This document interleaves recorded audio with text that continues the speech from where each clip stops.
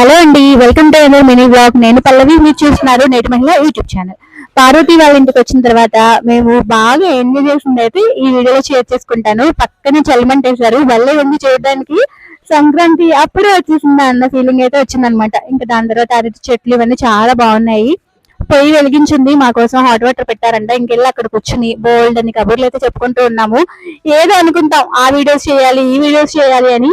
మీరు కూడా అడిగిన వీడియోస్ అన్ని చేయడానికి ట్రై చేస్తున్నాం, కానీ ముచ్చట్లు చెప్పుకోవడానికి, సోది వ్యవహారాలు పెట్టుకోవడానికి టైం అంతా అయిపోతుంది.